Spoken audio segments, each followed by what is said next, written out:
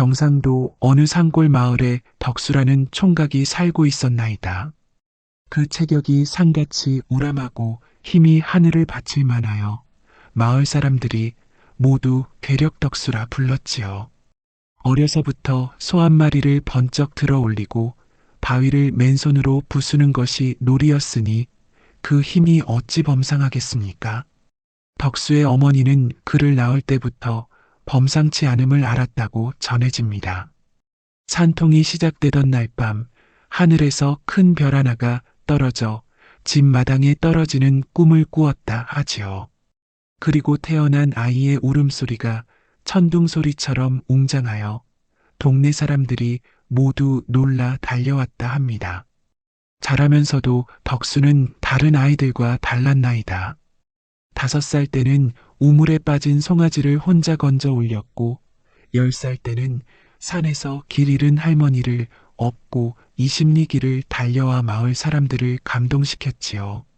하지만 그 힘이 너무 강해서 친구들과 놀 때마다 조심조심해야 했습니다. 덕수야, 너는 장기도 살살 두어야 하고 씨름도 살살 해야 한다. 자칫하면 친구들이 다칠 수 있어. 어머니의 당부 때문에 덕수는 항상 자신의 힘을 숨기고 살았나이다. 그러나 억누르려 해도 저절로 드러나는 것이 타고난 능력이었지요. 그러나 세상 일이 그리 호락호락하지 않은 법이옵니다. 덕수의 명성이 너무 크다 보니 마을의 처녀들이 모두 겁을 먹고 피하기 일쑤였지요. 그런 사람과 혼이 나면 첫날 밤에 죽을지도 모른다는 소문이 파다하였고 심지어 아이를 낳으면 괴물이 나올지도 모른다는 말까지 돌았으니 어느 집에서 사위로 맞으려 하겠습니까? 덕수 자신도 이런 상황이 괴로웠나이다. 마음은 다른 총각들처럼 따뜻한데 사람들이 자꾸 무서워하니 어찌 되겠습니까? 때로는 산으로 올라가 혼자 울기도 하고 냇가에 앉아 자신의 운명을 원망하기도 했지요.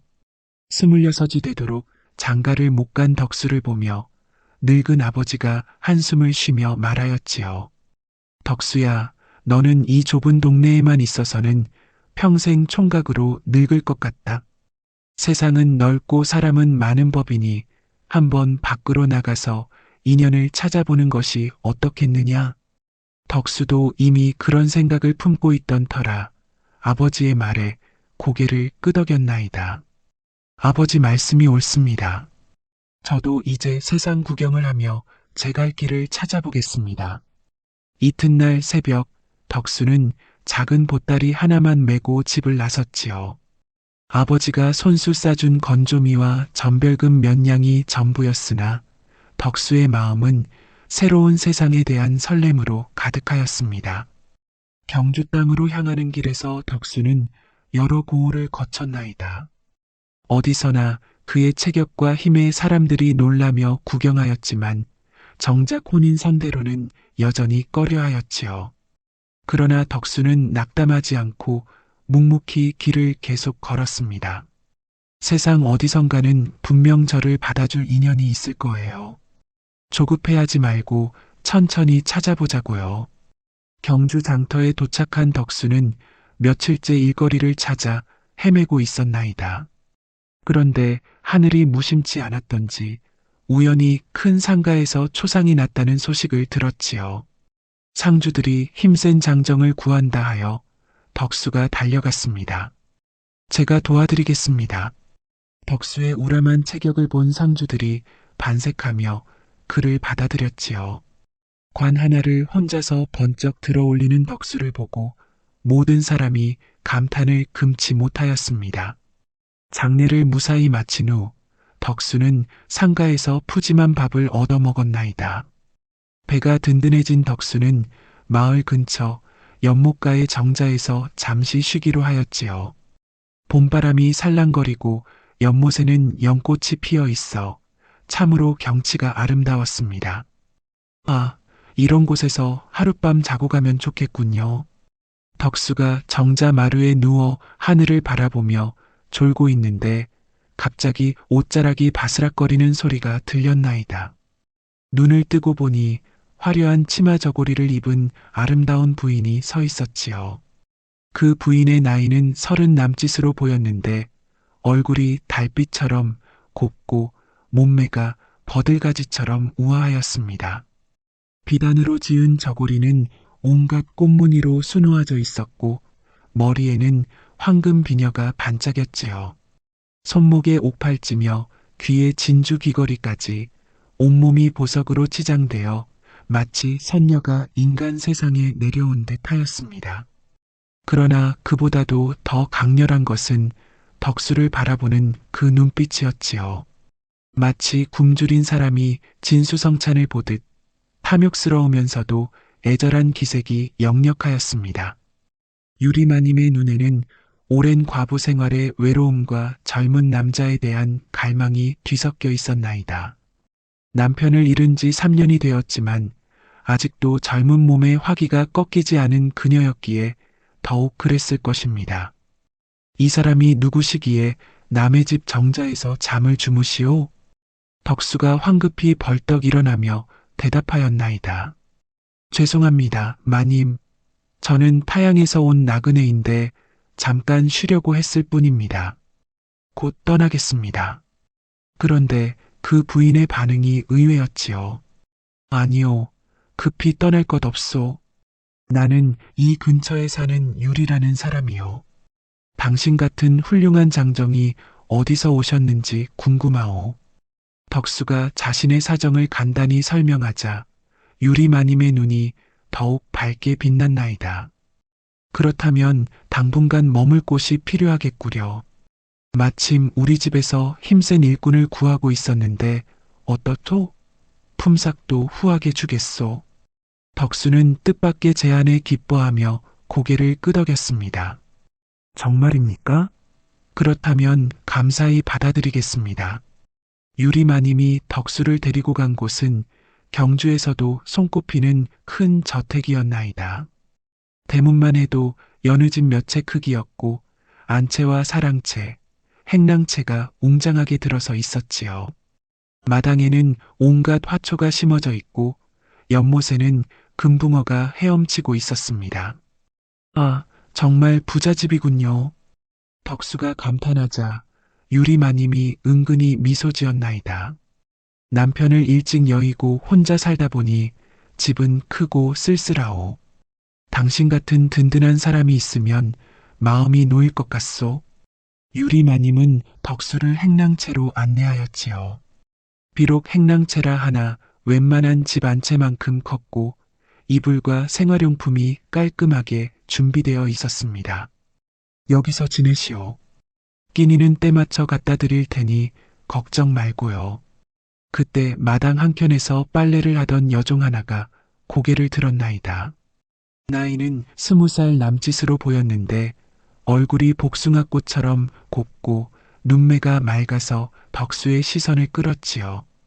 비록 천한 종의 신분이라 거친 베옷을 입고 있었지만 그 맑은 미소와 단정한 모습에는 고귀함이 저절로 배어났습니다.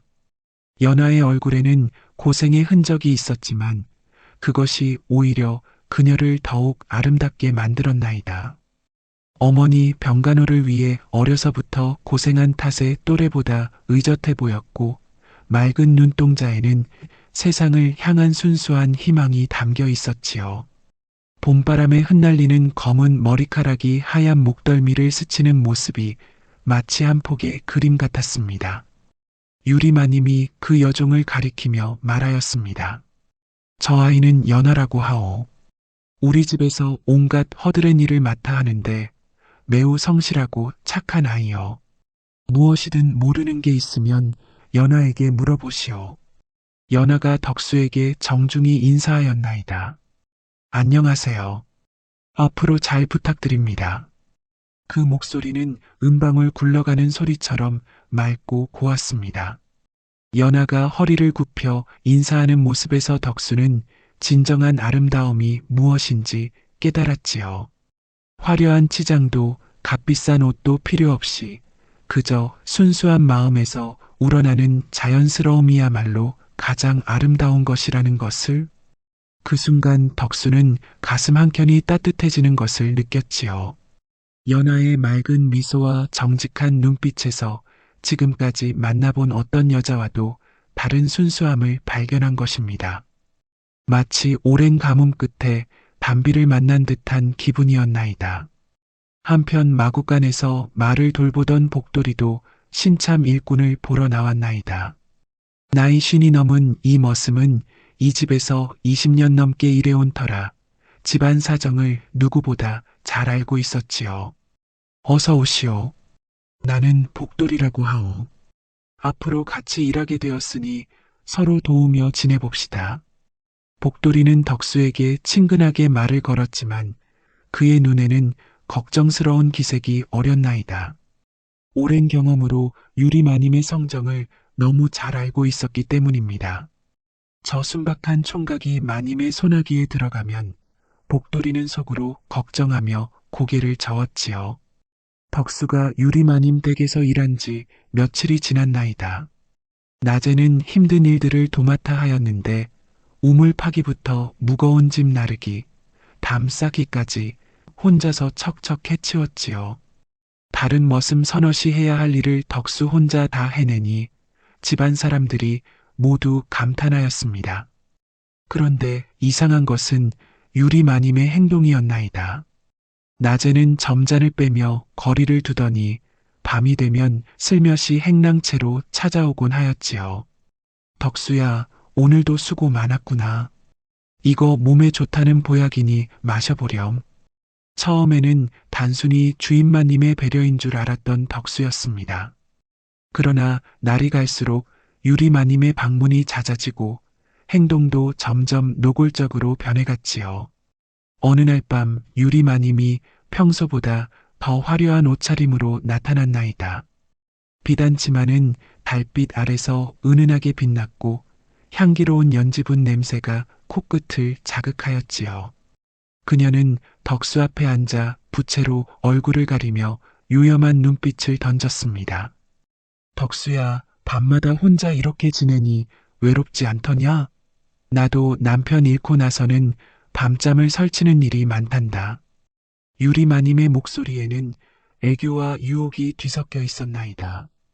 그녀는 계산된 듯 한숨을 쉬며 자신의 쓸쓸함을 강조했지요. 이런 큰 집에 혼자 사니까 밤이 되면 무섭기까지 해. 남자다운 사람이 곁에 있으면 얼마나 든든하겠니? 덕수야, 오늘은 내 방으로 와서 함께 차라도 한잔 하지 않겠느냐? 덕수가 당황하며 손사래를 쳤습니다. 마님, 그런 것은 제가 감히 어떻게 해. 유리마님이 덕수의 손을 살짝 잡으며 속삭였나이다. 아무도 모를 테니 괜찮단다. 나는 외로운 과부요. 너는 장가도 못 간 총각이니 서로 위로가 되어주면 되지 않겠느냐? 내가 너를 얼마나 좋아하는지 모르겠구나. 그녀의 손길이 덕수의 팔에 스며들 듯 부드러웠지만 덕수는 본능적으로 거부감을 느꼈습니다. 아름답긴 하지만 그 아름다움 속에 숨어있는 계산과 욕망이 그를 불편하게 했지요. 유리마님의 말에는 달콤한 유혹이 숨어 있었지요. 그러나 덕수는 고개를 저으며 뒤로 물러섰습니다. 마님, 죄송하지만 저는 그럴 수 없습니다. 주인과 일꾼 사이에는 지켜야 할 예의가 있지 않겠습니까? 유리마님의 얼굴이 순간 일그러졌다가 다시 애교 띤 미소로 바뀌었나이다. 그런 고리타분한 생각은 버리렴. 세상에는 남자와 여자만 있을 뿐이야. 나이도 너와 비슷하고 아직 젊은 몸인데 왜 그리 경직되게 구느냐? 하지만 덕수는 끝끝내 거절하였지요. 유리마님이 화가 나서 돌아간 후에도 덕수는 밤새 잠을 이루지 못했습니다. 분명 아름다운 분이시고 부자이기도 하다. 그런 분이 저 같은 사람에게 관심을 보이시니 영광스러운 일이다. 하지만 왜인지 마음이 편하지 않군요. 다음 날 덕수는 여전히 어젯밤 일로 마음이 무거웠나이다. 우물가에서 물을 길어 올리고 있는데 연하가 빈 항아리를 들고 다가왔지요. 덕수 오라버니, 안녕하세요. 아, 연아 씨, 물을 기르러 오셨군요. 제가 떠다 드릴게요.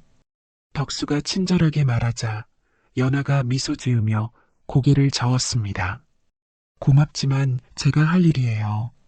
오라버니는 이미 힘든 일을 많이 하시는데 이것까지 도와달라고 할 수는 없죠.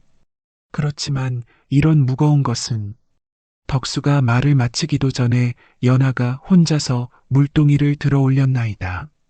그런데 너무 무거워서인지 비틀거리다가 그만 넘어질 뻔했지요. 덕수가 재빠르게 달려가 연아를 부축하고 물동이를 받쳐주었습니다. 괜찮으세요? 네, 고맙습니다.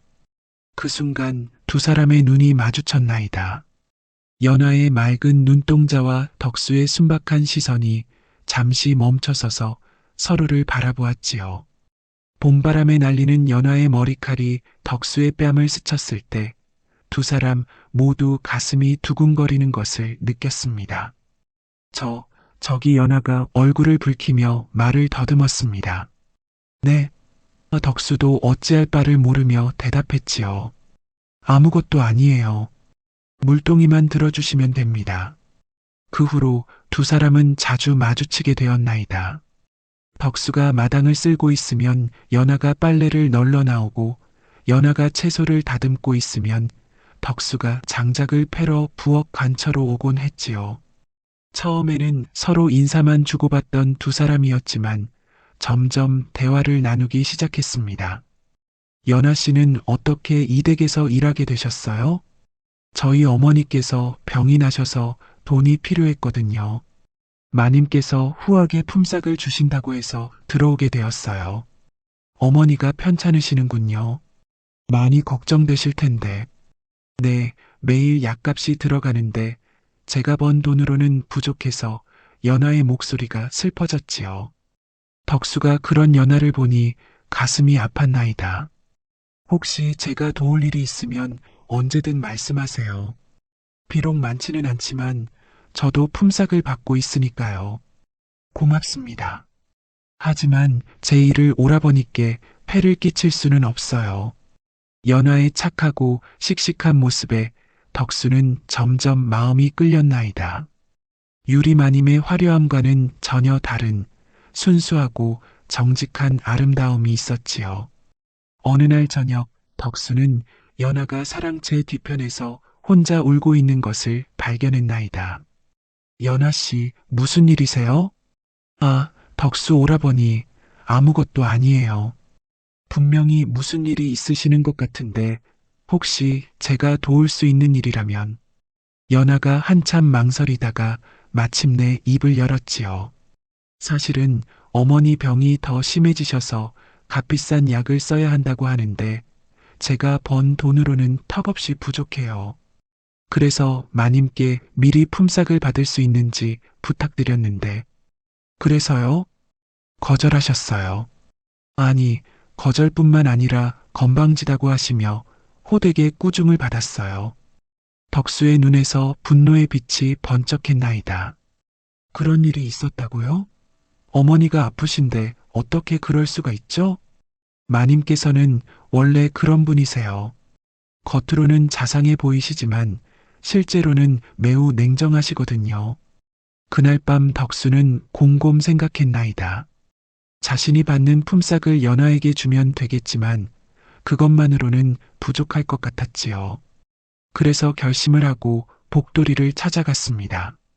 복돌이 어르신, 혹시 이 동네에서 돈을 빌릴 만한 곳이 있을까요? 갑자기 돈이 필요하시오? 무슨 일이 있으신가? 덕수가 연아 어머니의 병 이야기를 하자 복돌이가 고개를 끄덕였나이다. 아, 그 일 말이오. 연아 그 아이 참 효성이 지극하오. 매일 일을 마치고 나면 어머니 간병하러 가는데 보기가 안쓰럽소. 그래서 제가 조금이라도 도와주고 싶은데 마음씨가 착하시구려. 하지만 이 동네 사채업자들은 이자가 무척 높으니 함부로 손대지 마시오. 차라리 복돌이가 잠시 머뭇거리더니 결심한 듯 말했지요. 제가 평생 모아둔 돈이 좀 있소. 많지는 않지만 당장 약값 정도는 될 것이요. 정말입니까? 하지만 그런 소중한 돈을 제가 어떻게... 젊은 사람들이 서로 도우며 사는 게 당연하지 않소? 나중에 형편이 나아지면 천천히 갚으시면 돼요. 복돌이의 도움으로 덕수는 연하에게 약값을 마련해 줄 수 있었나이다. 연하가 그 사실을 알고는 눈물을 글썽이며 고마워했지요. 오라버니, 정말 어떻게 감사를 드려야 할지 이 은혜는 평생 잊지 않겠어요. 고마워할 것 없어요.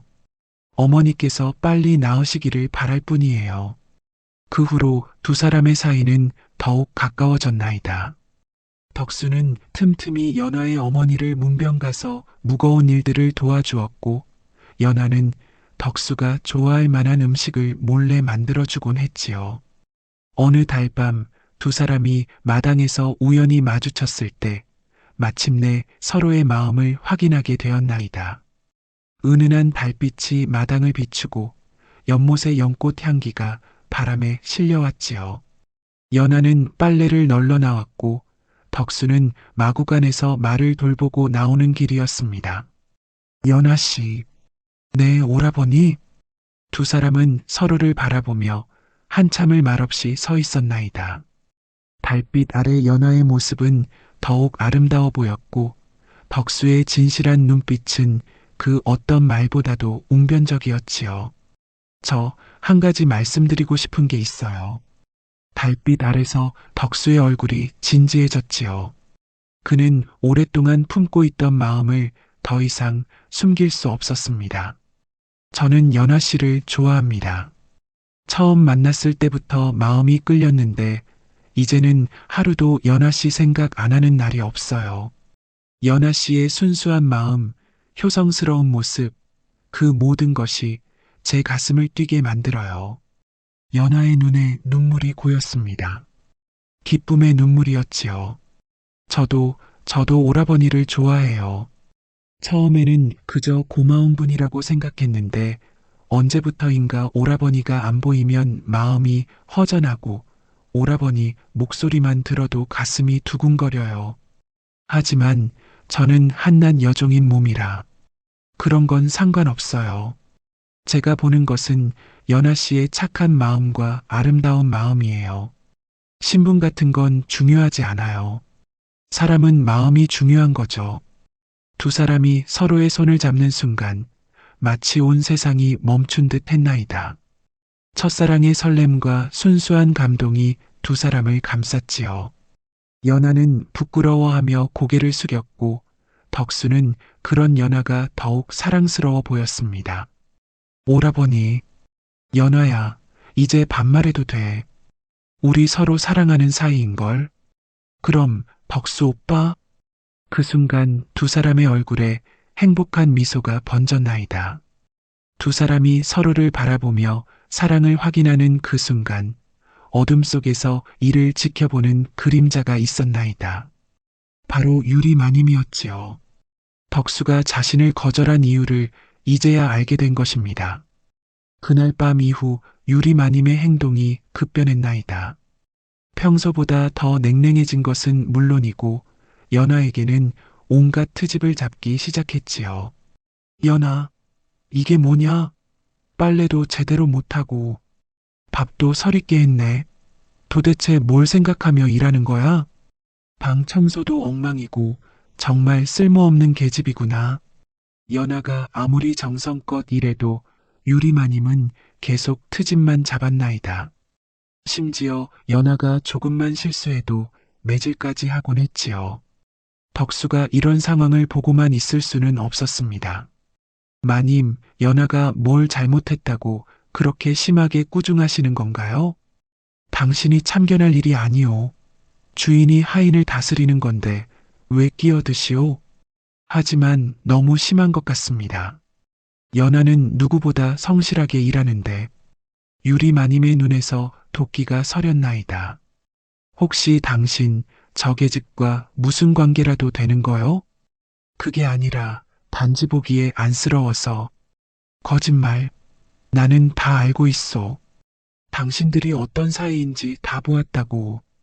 유리마님이 덕수와 연하의 관계를 알고 있다고 하자 덕수는 당황했지만 당당하게 대답했나이다. 그렇다면 숨길 것도 없지요. 저는 연하를 사랑합니다. 뭐라고? 감히 내 종을 건드리다니. 유리마님이 분노에 떨며 소리쳤지요. 당신이 내 제안을 거절한 이유가 바로 저 계집 때문이었군. 나 같은 주인마님보다 천한 종년을 택한 거야? 마님, 그런 식으로 말씀하시면 안 됩니다. 사랑에는 신분이 따로 없어요. 좋아, 그럼 그렇게 나오는 거지? 두고 보시오. 그날 밤 유리마님은 은밀한 계획을 세웠나이다. 연하를 제거할 방법을 생각하던 중 악독한 꾀가 떠올랐지요. 며칠 후 유리마님이 갑자기 소동을 벌였나이다. 도둑이야. 도둑이 들었어. 온 집안이 시끌벅적해지는 가운데 유리마님이 소리쳤습니다. 내 금비녀가 사라졌어. 분명히 누군가 훔쳐간 거야. 사람들이 모두 모였을 때 유리마님이 연하를 가리키며 말했나이다. 저게 집이 범인이야. 어젯밤 내 방 근처를 어슬렁거리는 것을 봤어. 연하가 깜짝 놀라며 손을 저었습니다. 마님, 저는 그런 짓 하지 않았어요. 정말로 훔치지 않았어요. 그럼 증거를 대봐. 내 방을 수색해보면 나올 거야. 실제로 연하의 방을 뒤지자 금비녀가 나왔나이다. 물론 유리마님이 미리 숨겨둔 것이었지요. 어떻게 변명할 거야? 증거가 여기 있잖아. 연하는 눈물을 흘리며 억울함을 호소했습니다. 저는 정말 훔치지 않았어요. 누군가 제 방에 몰래 넣어둔 거예요. 하지만 증거가 뚜렷한 상황에서 누가 연하의 말을 믿겠습니까? 유리마님이 포조를 불러 연하를 관하로 끌고 가라 했지요. 마님, 제발요. 저는 정말 억울해요. 연하가 끌려가는 모습을 본 덕수는 분노로 온몸이 떨렸나이다. 마님, 이건 너무 심합니다. 연하는 그런 아이가 아니에요. 증거가 있는데 무슨 소리요? 당신도 혹시 공범이 아니겠소? 유리마님의 위협에 덕수는 할 말을 잃었지만 마음속으로는 반드시 연하를 구하겠다고 다짐했나이다. 연하가 감옥에 갇힌 지 사흘이 지났나이다. 덕수는 밤낮으로 연하 걱정에 잠 못 이루고 있었지요. 그런 덕수를 본 복돌이가 슬그머니 다가왔습니다. 덕수, 너무 상심하지 마시오. 복돌이 어르신, 어떻게 상심하지 않을 수 있겠어요? 연하는 분명 억울한 일을 당한 거예요.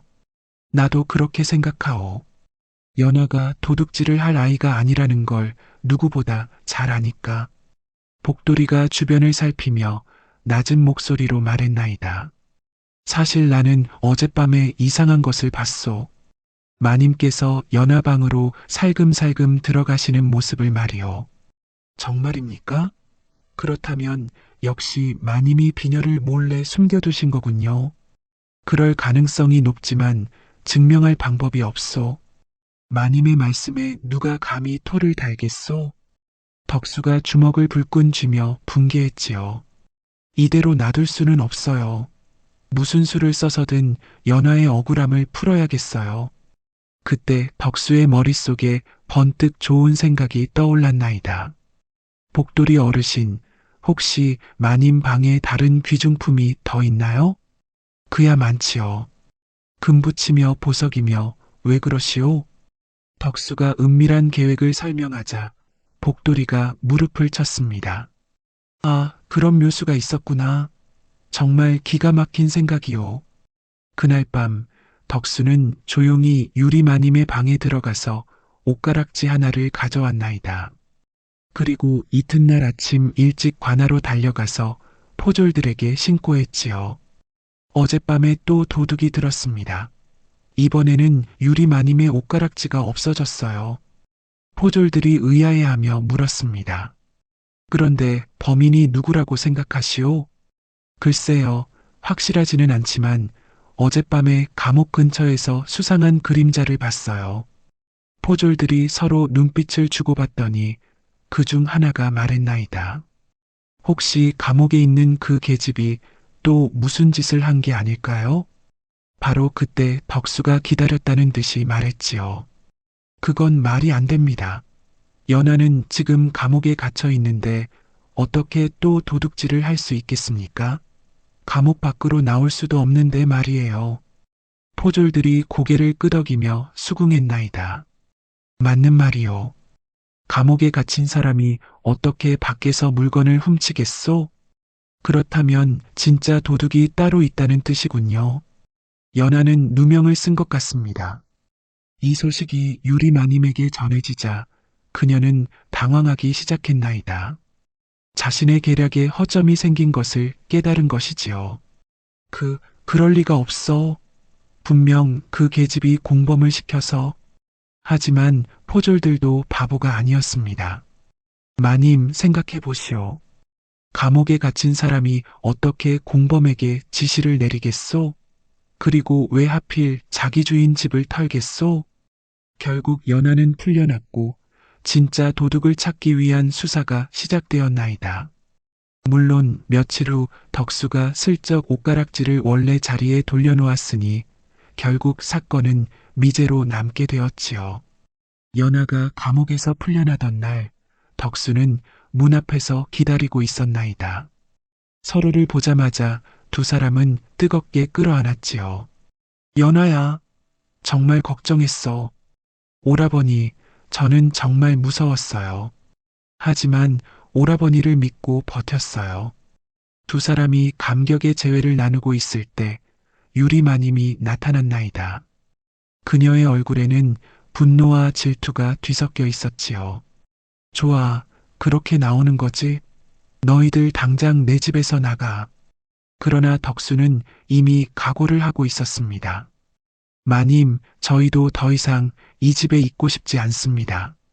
하지만 그동안 일한 품삯은 주셔야겠지요? 품삯?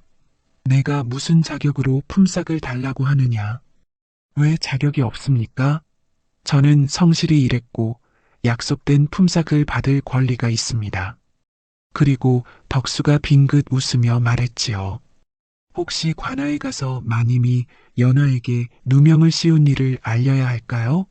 제가 본 것과 들은 것이 꽤 많거든요. 유리 마님의 얼굴이 새파랗게 질렸나이다. 자신의 음모가 들통날 것이 두려워진 것이지요. 네, 내가 무슨 말을. 마님께서 밤중에 연하방에 들어가신 것도 봤고 평소에 연하를 질투하신 것도 다 알고 있어요. 복돌이 어르신도 증인이 될 수 있고요. 결국 유리마님은 어쩔 수 없이 품삯을 지불할 수밖에 없었나이다. 게다가 덕수는 영리하게도 위로금이라는 명목으로 더 많은 돈을 받아냈지요. 연하가 억울하게 감옥살이를 했으니 그에 대한 위로금도 당연히 주셔야겠지요? 얼마나 달라는 거냐? 많지는 않습니다. 저희가 고향에 가서 장사 미천 정도만 있으면 되니까 은자 100냥 정도면 되겠지요. 은자 100냥은 결코 적은 돈이 아니었지만 소문이 퍼지는 것보다는 나았기에 유리마님은 억지로 돈을 내주었나이다. 덕수와 연하는 그 돈으로 먼저 연하의 어머니를 좋은 의원에게 데려가서 치료를 받게 하였지요. 다행히 어머니의 병은 많이 호전되었습니다. 연하야, 이제 우리 고향으로 가자. 거기서 새로운 삶을 시작하는 거야. 네, 오라버니. 어디든 오라버니와 함께라면 좋아요. 출발하기 전날 복돌이가 찾아와서 작별 인사를 했나이다. 덕수, 연하, 그동안 정말 고생 많았소. 앞으로는 행복하게 사시오. 복돌이 어르신도 건강하세요. 어르신의 도움이 없었다면 저희가 어떻게 됐을지. 젊은 사람들이 서로 사랑하며 살아가는 모습을 보니 나도 기쁘오.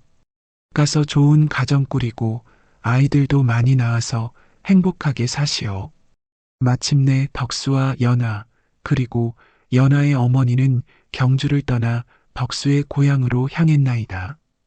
길을 떠나면서 뒤를 돌아보니 유리마님이 창가에서 원망스러운 눈빛으로 바라보고 있었지요. 고향에 도착한 덕수는 마을 사람들에게 연하를 소개했습니다. 이분이 제 아내가 될 연하입니다. 처음에는 연하가 종이었다는 사실을 의아해하는 사람들도 있었지만 연하의 착하고 부지런한 성품을 보고는 모두 마음을 열었나이다. 두 사람의 혼례는 온 마을이 축하하는 가운데 성대하게 치러졌지요. 덕수의 아버지도 며느리를 무척 기뻐하며 맞아들였습니다. 연하야, 이제 우리 집 딸이구나. 덕수 잘 부탁한다. 네, 아버님. 정성껏 모시겠습니다. 혼례를 마친 후 덕수는 유리마님에게서 받은 돈으로 작은 농사를 시작했나이다.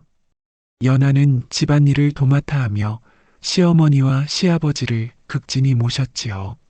몇 해가 지나자 두 사람 사이에는 예쁜 아들딸이 태어났고 연하의 어머니도 건강을 회복해서 손자 손녀들과 행복한 나날을 보냈습니다. 덕수는 힘이 세다는 장점을 살려 마을에서 가장 부지런한 농부가 되었고 연하는 현명하고 부지런한 며느리로 소문이 자자했나이다. 한편 경주에 남은 유리마님은 어떻게 되었을까요? 덕수와 연하를 내보낸 후 혼자 남게 된 그녀는 날이 갈수록 후회와 원망에 시달렸지요.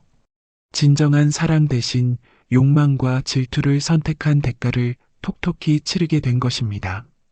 결국 유리마님은 쓸쓸하고 외로운 노년을 보내다가 아무도 곁에 없는 상태로 생을 마감했다고 전해집니다.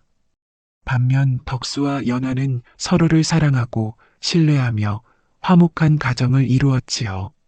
두 사람의 아들딸들도 이 이야기를 전해 들은 사람들은 모두 한마디씩 했나이다. 진정한 사랑은 신분을 가리지 않으며 순수한 마음과 마음이 만날 때 가장 아름답다는 것을. 또한 욕망과 질투에 눈이 먼 자는 결국 자신이 파놓은 함정에 빠지게 된다는 교훈도 얻었지요.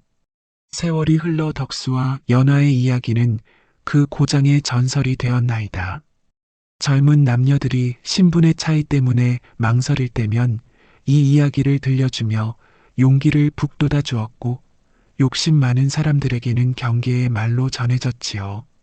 덕수의 순박함과 연하의 정직함이 결국 모든 시련을 이겨내고 행복을 쟁취했으니 이야말로 하늘은 스스로 돕는 자를 돕는다는 말이 맞다 하겠습니다. 두 사람이 서로를 사랑하고 믿으며 어려움을 헤쳐나간 것처럼 진정한 사랑 앞에는 어떤 장벽도 무너질 수밖에 없다는 것이 이 이야기의 핵심이옵니다. 유리마님처럼 남의 사랑을 시기하고 억지로 가로채려 한 자는 결국 혼자 남게 되었으니 남을 해치려다 자신이 해를 당한다는 인과응보의 이치가 분명히 드러났지요. 그녀의 아름다운 외모와 풍족한 재산도 결국 탐욕스러운 마음 앞에서는 무용지물이 되고 말았습니다.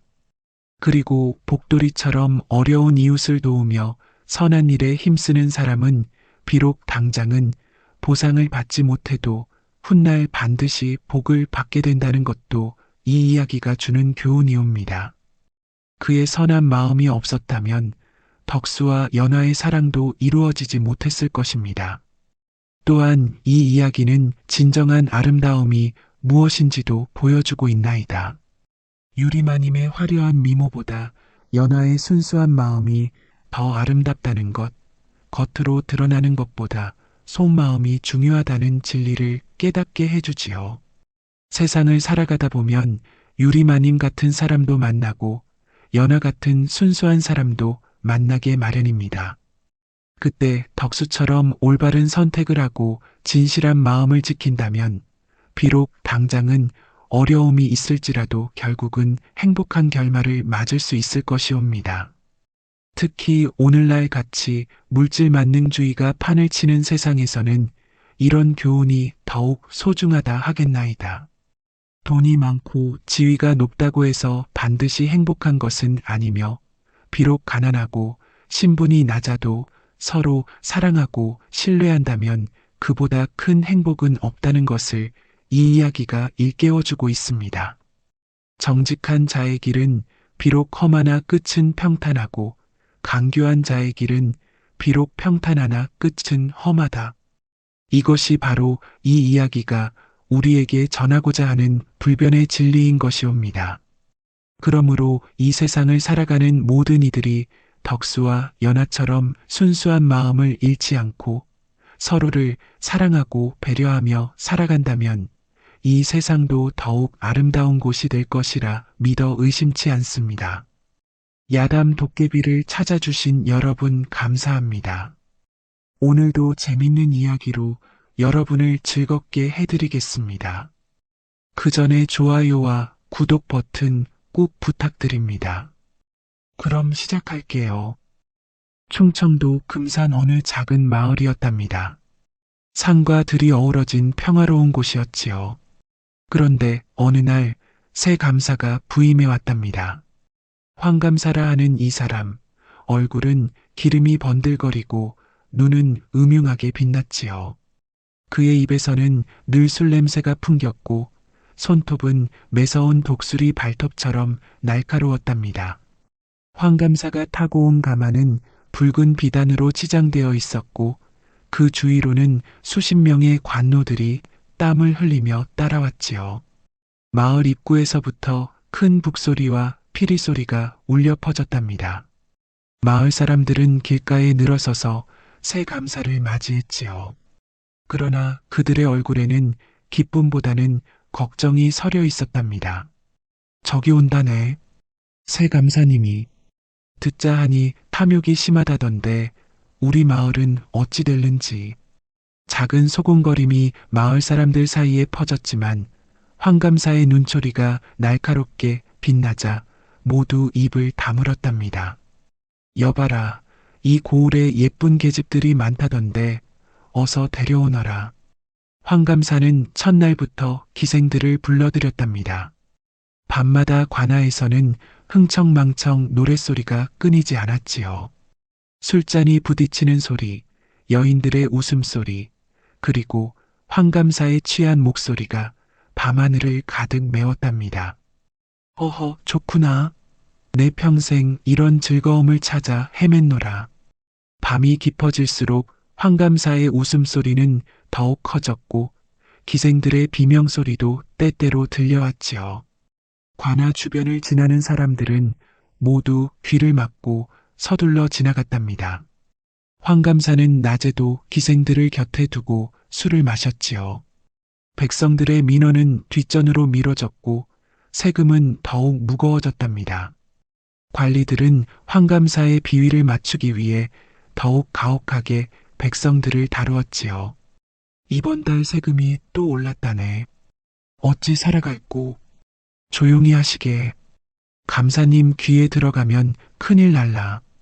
고을 백성들은 새 감사의 행실에 한숨만 내쉬었답니다. 세금은 더 무거워졌고 관리들의 횡포는 날로 심해졌지요.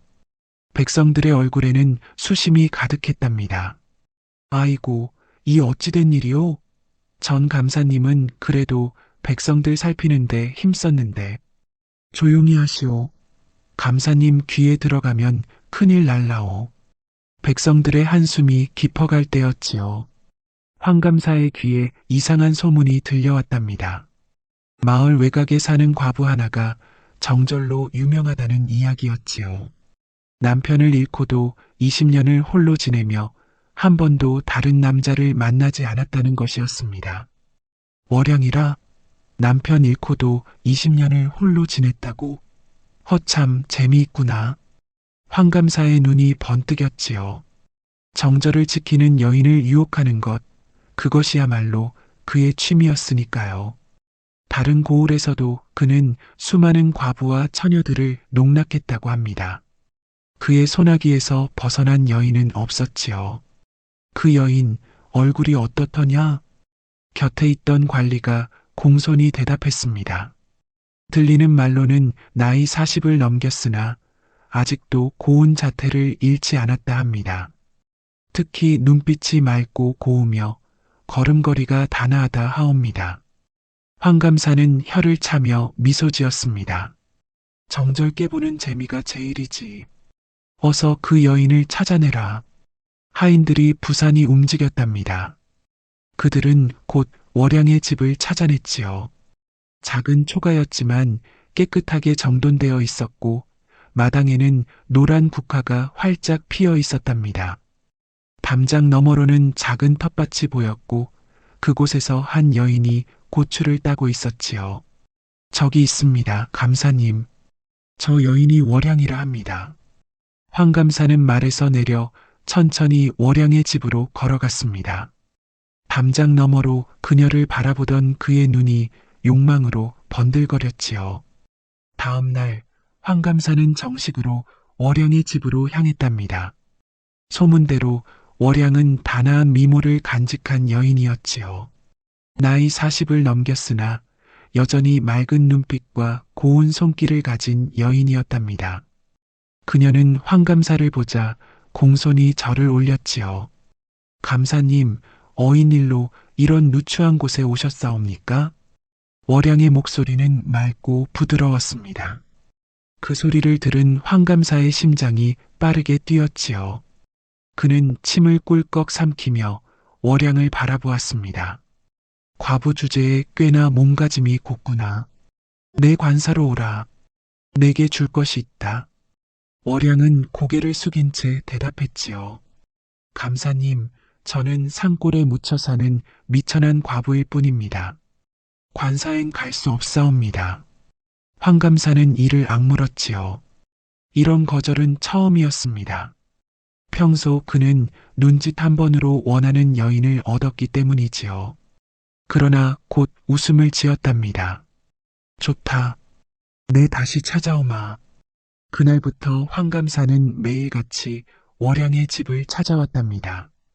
때로는 비단을 들고, 때로는 보석을 들고, 때로는 위협을 담은 말로 월양을 유혹했지요. 그러나 월양은 한 번도 마음을 흔들리지 않았답니다. 감사님, 이 몸은 이미 한 남자의 것이었습니다. 비록 그분은 이 세상에 없으나 제 마음만은 그분 곁에 있사옵니다. 황 감사는 점점 초조해져 갔지요. 월양의 단호한 거절에 그의 욕망은 더욱 커져만 갔답니다. 그는 마을 사람들에게 월양에 대해 캐물었지요. 그 여인, 정말 남편이 있었던가? 네, 감사님. 20해 전 남편을 잃고 홀로 아들을 키웠다고 합니다. 아들이라? 어디 있느냐? 과거 보러 한양에 갔다 합니다. 곧 돌아온다 하더이다. 황 감사는 고개를 끄덕였습니다. 그의 마음속에는 이미 검은 계획이 피어나고 있었지요. 그는 월양을 차지하기 위해 어떤 일도 서슴지 않을 작정이었답니다. 잘 알았다. 물러가거라. 황 감사는 창가에 서서 월양의 집을 바라보았습니다. 그의 눈에는 어둠이 깃들어 있었지요. 결국엔 내 것이 될 테지. 모든 여인이 그러했듯 그날 밤 폭우가 쏟아졌지요. 천둥이 울고 번개가 치는 가운데 월양은 창문을 닫으며 20해 전 그날을 떠올렸답니다. 비가 내리는 소리를 들으면 언제나 그날이 생각났지요. 빗방울이 지붕을 두드리는 소리, 바람이 창문을 흔드는 소리, 그 모든 것이 그날의 기억을 불러일으켰답니다. 그때도 이렇게 비가 내렸었지. 월양은 작은 술잔에 막걸리를 따라 한 모금 마셨답니다. 쓰디쓴 맛이 목구멍을 타고 내려갔지요. 그녀의 눈에는 어느새 눈물이 고여 있었답니다. 촛불 하나가 방 안을 어둑하게 비추고 있었고 그 불빛 아래 월양의 얼굴은 더욱 고왔답니다. 그녀는 벽장에서 오래된 보자기를 꺼냈습니다. 그 안에는 낡은 비단 조각 하나가 고이 접혀 있었지요. 월양은 조심스럽게 그것을 펼쳤답니다.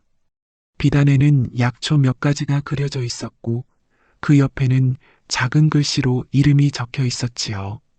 준호가 그녀에게 남긴 유일한 물건이었답니다. 당신은 어디에 있을까? 월양의 눈에서 눈물이 떨어져 비단을 적셨지요. 그녀는 서둘러 눈물을 닦고 비단을 접었답니다. 20해 전 여름 18꽃다운 나이의 월양은 초당집에 머물고 있었답니다. 부모를 일찍 여의고 외삼촌 집에서 지내던 그녀는 삼촌의 장사길에 따라 나섰다가 폭우를 만나 초당에 머물게 되었지요. 삼촌은 인근 주막에 묵고 월양은 혼자 초당에 남았답니다. 초당은 작고 낡았지만 깨끗했지요. 달빛이 스며드는 창문, 향기로운 나무 향이 가득한 방, 그리고 멀리서 들려오는 개구리 울음소리가 월양의 마음을 편안하게 해주었습니다. 그러나 갑자기 하늘에서 천둥이 울리고 비가 쏟아지기 시작했지요. 아이고, 이런 날씨에. 월양은 촛불을 켜고 있었는데 갑자기 문 밖에서 소리가 들렸답니다. 누군가 초당 문을 두드리고 있었지요. 누구신지요? 문을 열자 한 젊은 남자가 서 있었습니다. 그의 옷은 비에 흠뻑 젖어 있었고 이마에서는 빗물이 뚝뚝 떨어졌답니다. 비를 좀 피해도 되겠소? 그가 바로 준호였답니다. 24의 젊은 약장수로 산과 들을 누비며 약초를 캐고 약을 파는 청년이었지요. 젊고 활기찬 눈빛에 월양은 첫눈에 마음을 빼앗겼지요. 그의 눈은 깊고 맑았으며 입가에는 미소가 어려 있었답니다. 어서 들어오세요. 옷이 다 젖었네요. 월양은 얼른 수건을 가져와 준호에게 건넸습니다. 그들의 손이 스치는 순간 이상한 떨림이 월양의 가슴을 스쳤지요. 그녀는 황급히 고개를 돌렸답니다. 얼굴이 붉어지는 것을 느끼며 그녀는 급히 등을 돌렸지요. 고맙소. 갑자기 비가 쏟아져서 준호는 수건으로 머리를 닦으며 웃었습니다. 그의 웃음소리가 월양의 귓가에 맴돌았지요. 그 소리는 깊고 따뜻했으며 월양의 심장을 더욱 빠르게 뛰게 했답니다. 차라도 한 잔 드릴까요? 월양은 떨리는 손으로 차를 준비했습니다. 그녀의 손이 미세하게 떨리고 있었지요. 준호는 그런 그녀를 물끄러미 바라보았답니다. 혼자 계셨소? 네, 삼촌이 함께 왔지만 지금은 주막에 계십니다. 준호는 고개를 끄덕였습니다. 그의 눈길이 월양의 얼굴을 따라 내려갔다가 다시 올라왔지요. 월양은 그 시선에 가슴이 뛰는 것을 느꼈답니다. 둘은 밤새 이야기를 나누었답니다. 약초를 찾아다니는 준호의 이야기, 부모를 일찍 여인 월양의 슬픔, 그리고 둘의 꿈에 대해서요. 준호의 목소리는 깊고 부드러웠으며 그의 이야기 속에는 꿈과 열정이 가득했지요. 나는 언젠가 내 약방을 열 거요. 약으로 많은 사람을 구하고 싶소. 준호의 눈빛은 진실했고 그의 말에는 힘이 있었지요. 월양은 그 모습에 더욱 마음을 빼앗겼답니다. 촛불 아래 그의 얼굴은 더욱 빛나 보였고 그림자가 춤추는 모습이 신비로웠지요. 좋은 꿈이네요. 저는 그저 평범하게 살고 싶어요. 가족과 함께. 월양의 말에 준호는 잠시 그녀를 바라보더니 조용히 말했지요. 나는 당신 같은 사람을 아내로 맞이하고 싶소. 준호의 말에 월양은 볼이 붉어졌지요. 그녀의 심장은 미친 듯이 뛰었고 손끝은 떨려왔답니다. 방 안의 공기가 갑자기 뜨거워진 듯했고 그녀의 숨소리가 거칠어졌지요. 그런 말씀 저에게는 과분해요. 월양은 고개를 숙이며 말했지만 그녀의 마음은 이미 준호에게로 향하고 있었답니다. 창밖으로는 폭우가 계속 쏟아졌고 바람은 창문을 세차게 두드렸지요. 그러나 초당 안은 따뜻했고 두 사람의 마음은 점점 가까워지고 있었답니다. 준호는 천천히 손을 뻗어 월양의 얼굴을 어루만졌습니다. 그의 손길이 닿은 곳마다 월양의 피부는 불꽃처럼 타올랐지요. 이건 잘못된 일일까요? 월양의 떨리는 목소리에 준호는 그녀의 손을 꼭 잡았지요. 사랑하오. 내 반드시 당신을 찾아올 것이오. 그의 목소리는 떨리고 있었지만 눈빛만은 단호했지요. 월양은 그 눈빛에 모든 것을 내어주고 싶었답니다. 그녀의 마음은 이미 준호의 것이었으니까요. 그날 밤 두 사람의 마음은 하나가 되었지요. 빗소리에 섞인 그들의 숨소리, 떨리는 손길, 그리고 뜨거운 마음이 초당을 가득 채웠답니다. 준호의 손길이 월양의 몸을 감쌌고 그녀의 심장은 터질 듯이 뛰었지요. 건드려지는 살결마다 불꽃이 튀는 듯했고 월양은 그 순간 모든 것을 잊었답니다.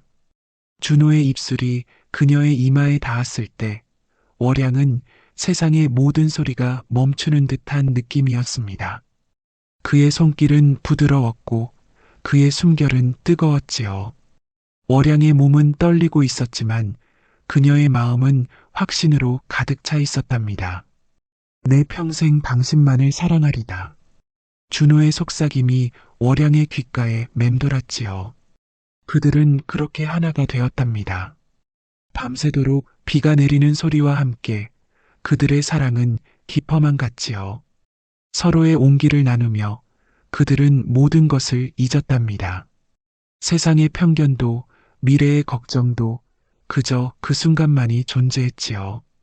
월양은 준호의 가슴에 귀를 대고 그의 심장 소리를 들었습니다. 그 소리는 그녀에게 가장 아름다운 음악이었지요. 준호는 월양의 머리카락을 쓰다듬으며 그녀를 바라보았습니다.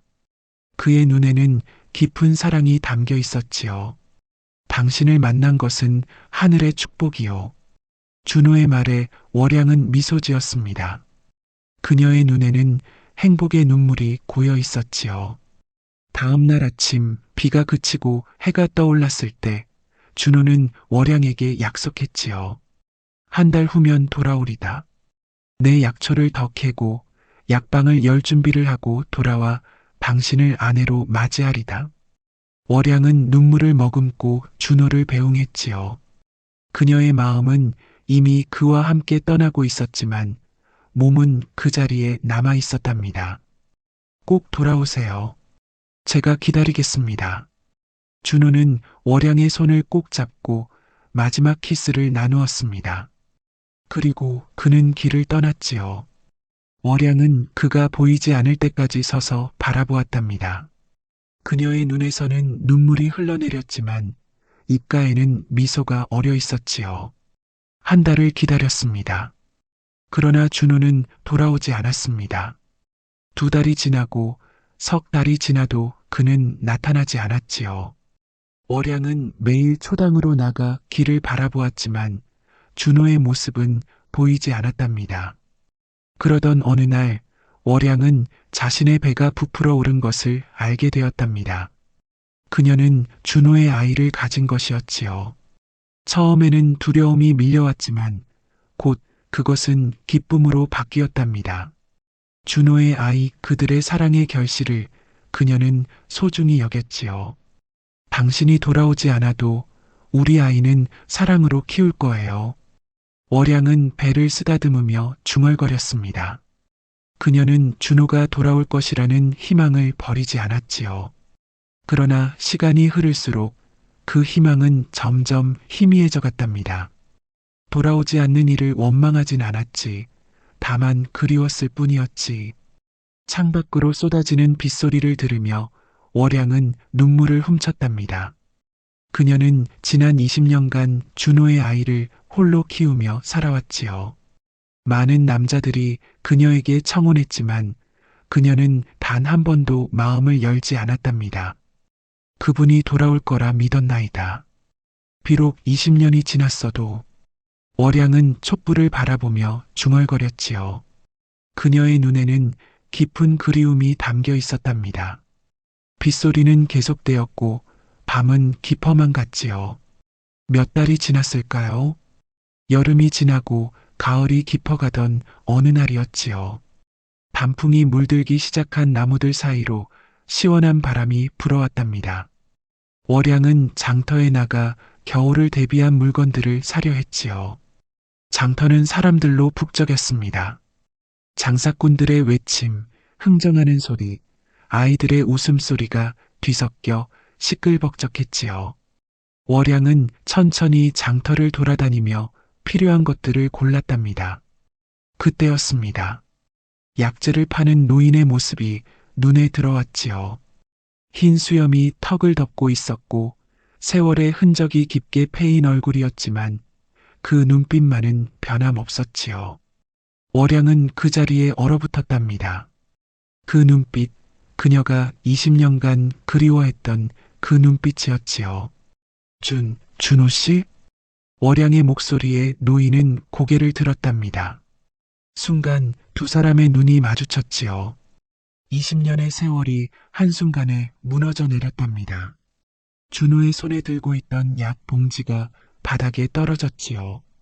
월양이 정말 당신이요? 둘은 그 자리에 얼어붙었답니다. 주변의 소음이 멀어지고 세상은 그들 둘만 남은 듯 했지요. 눈물이 볼을 타고 흘러내렸지요. 준호는 떨리는 손으로 월양의 얼굴을 만졌답니다. 살아있었구나. 내 얼마나 찾아 헤맸는지. 그의 손가락이 월양의 볼을 어루만졌습니다. 그 손길은 예전과 같이 따뜻했지요. 그러나 이제는 굳은 살이 박히고 주름이 깊게 패여 있었답니다. 세월의 흐름이 느껴졌지요. 월양은 그 자리에서 주저앉고 말았지요. 그녀의 다리에 힘이 빠졌던 것입니다. 준호는 얼른 그녀를 부축했지요. 괜찮소? 어서 저기 찻집으로 가세. 준호는 월양의 팔을 잡고 그녀를 일으켰습니다. 그의 손길은 여전히 강하고 따뜻했지요. 월양은 그 손길에 의지하며 천천히 일어났습니다. 그녀의 다리는 여전히 떨리고 있었지만 준호의 도움으로 걸음을 옮길 수 있었지요. 둘은 장터 옆 작은 찻집으로 들어갔습니다. 그곳은 조용했고 그들은 구석자리에 앉았지요. 월양은 여전히 눈물을 멈추지 못했고 준호도 마찬가지였답니다. 꿈만 같소? 당신을 다시 만나다니. 준호의 목소리는 떨리고 있었습니다. 그는 월양의 손을 꼭 잡았지요. 그들의 손은 서로 맞닿아 있었고 그 온기는 서로의 마음을 전해주는 듯 했답니다. 그곳에서 그들은 서로의 이야기를 나누었지요. 준호는 약초를 찾다가 산사태에 휩쓸려 생사의 갈림길에 섰었답니다. 깨어났을 때는 이미 몇 달이 지났고 기억도 일부 잃었다고 했지요. 산에서 약초를 캐다가 갑자기 산이 무너졌소. 정신을 차려보니 절에 누워 있었지요. 스님들이 날 구해주었다오. 준호는 고개를 숙였습니다. 그의 목소리가 떨렸지요. 회복하는데 거의 1년이 걸렸소. 그리고 당신을 찾아갔지만 그때 저는 이미 이사를 한 뒤였지요.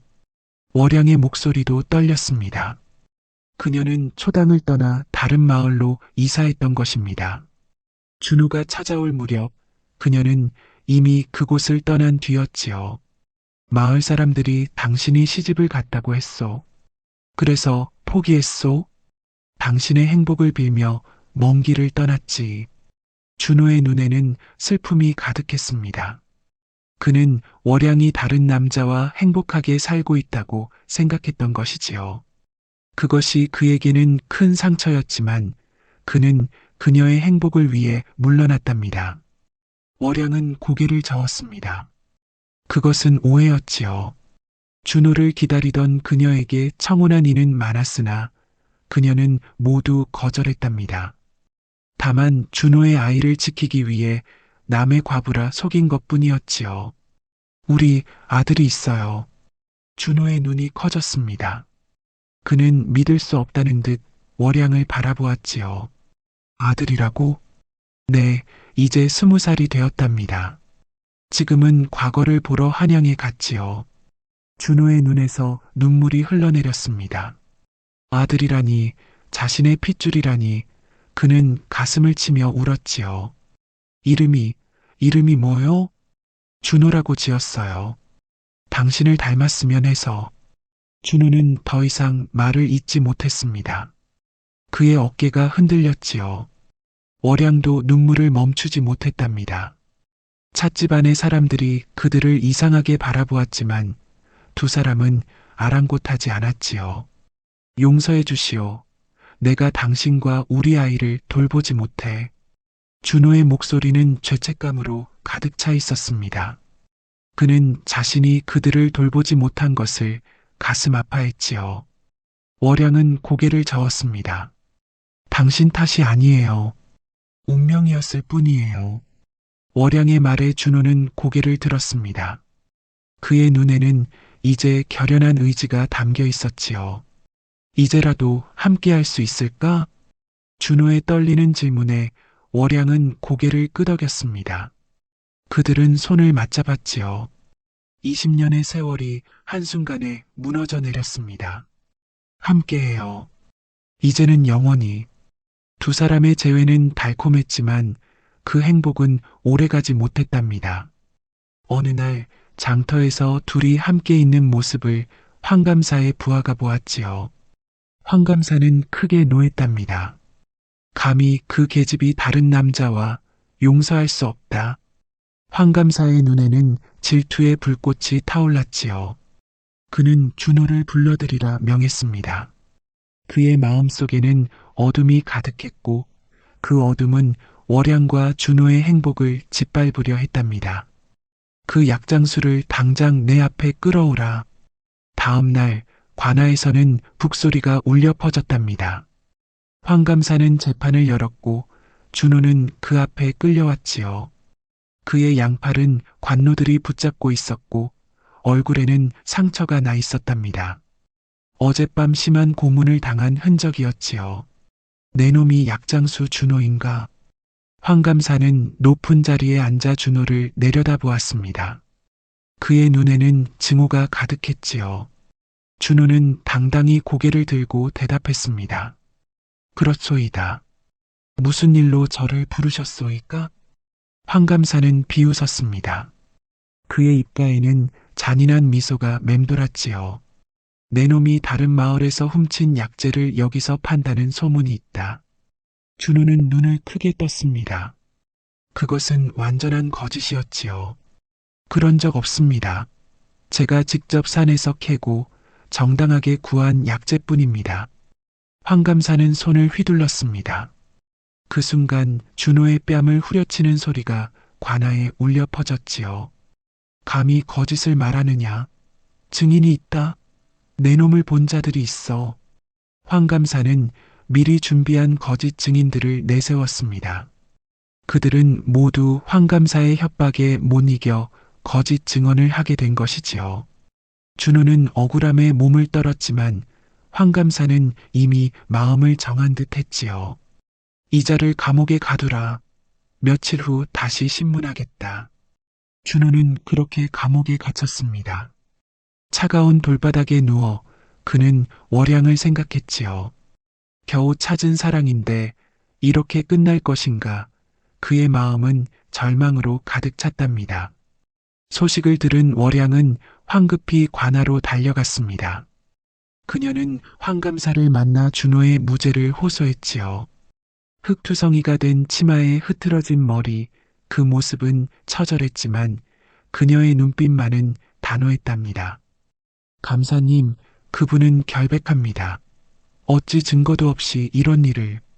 황감사는 의자에서 일어나 천천히 월양에게 다가왔습니다.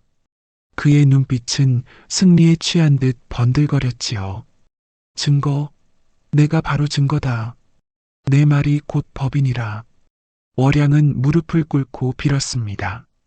그녀의 자존심은 산산이 부서졌지만 준호를 구하기 위해서라면 무엇이든 할 수 있었지요. 눈물이 그녀의 볼을 타고 흘러내렸답니다. 제발 저 사람은 죄가 없습니다. 풀어주십시오. 황감사는 월양의 어깨를 잡아 일으켰습니다. 그의 손길은 뱀처럼 차갑고 비열했지요.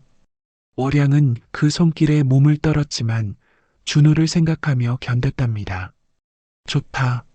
내 조건이 있다. 황감사의 목소리가 낮게 깔렸습니다. 그는 월양의 귓가에 속삭였지요. 하룻밤만 나와 보내거라. 그러면 저 사내를 풀어주마. 월양은 그 자리에서 얼어붙었습니다. 황감사의 말은 번개처럼 그녀의 가슴을 찔렀지요. 그녀는 숨을 쉴 수 없을 만큼 충격을 받았답니다. 온몸이 떨리고 머릿속이 하얘졌지요. 어찌. 황감사는 비웃었습니다. 그의 눈에는 잔인한 승리의 기쁨이 번뜩였지요. 어떻게? 간단하지. 내 몸과 그자의 목숨을 바꾸는 거다.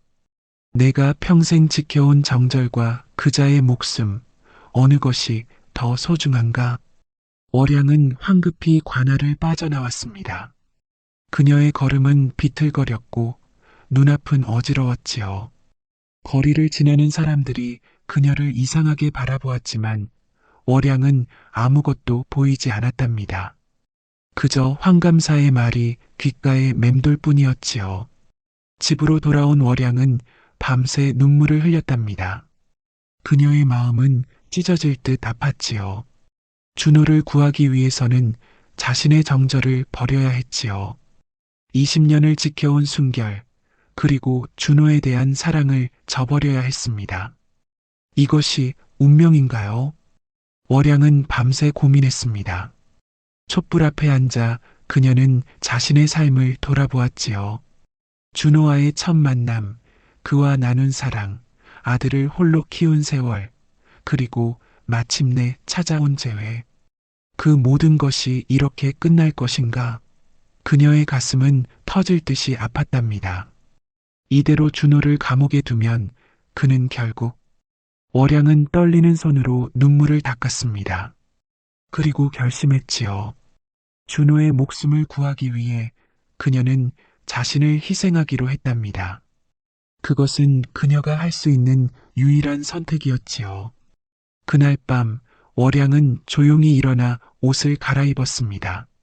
평소에 입지 않던 비단 옷을 꺼내 입고 머리를 곱게 빗었지요.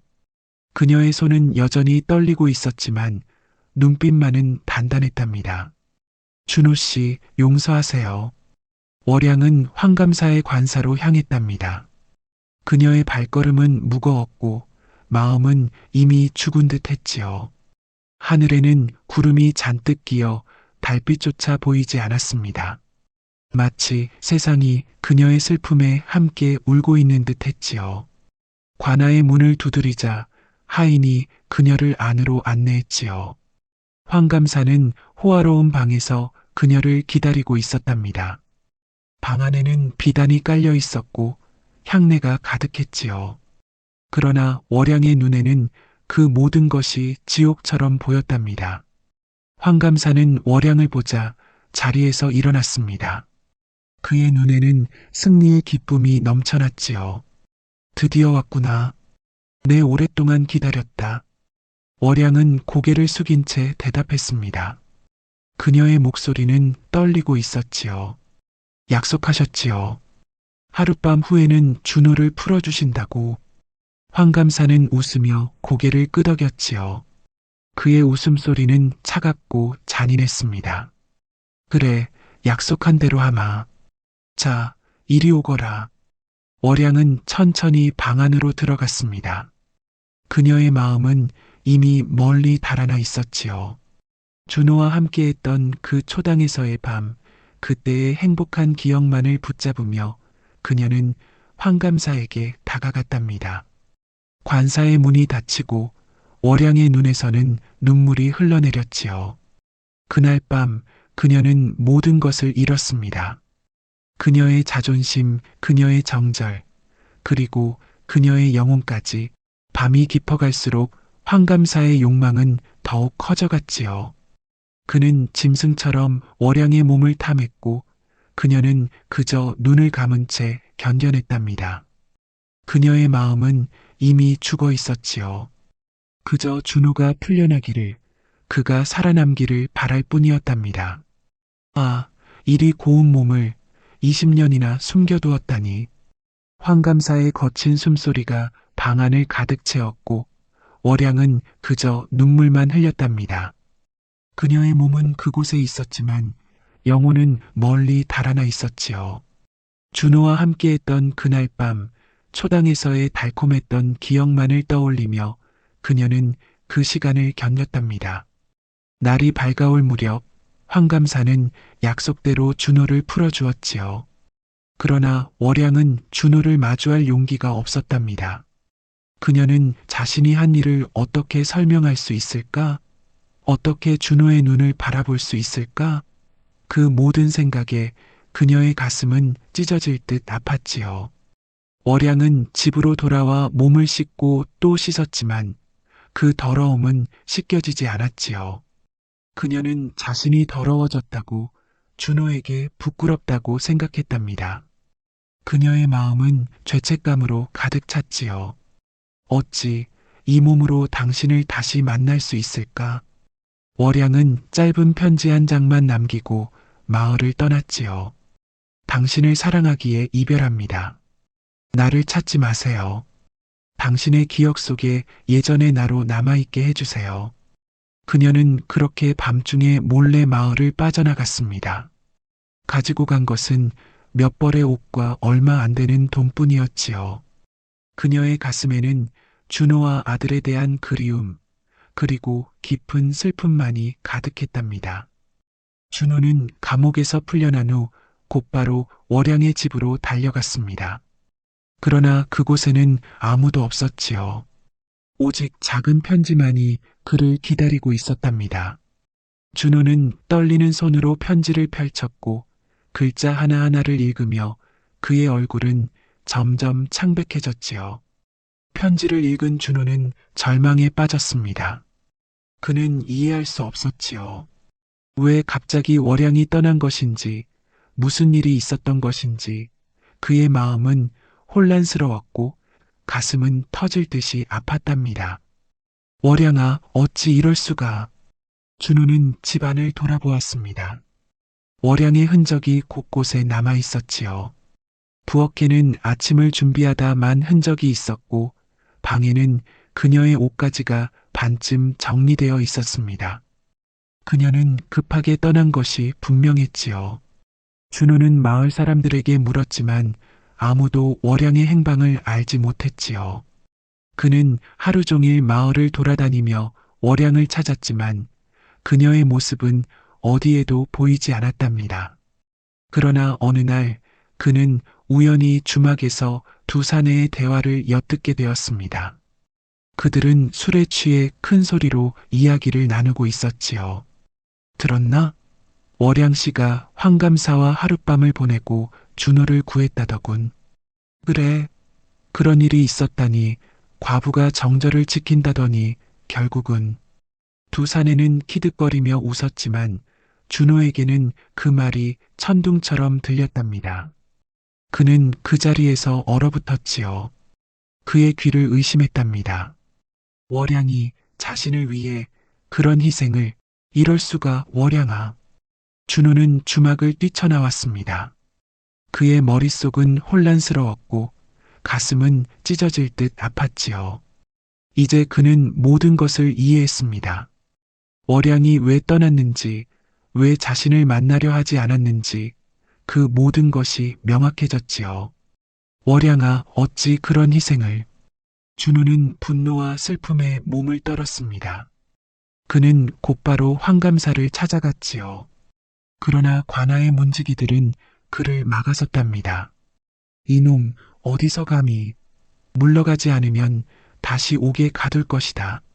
준호는 주먹을 불끈 쥐었지만 그것은 소용없는 일이었지요.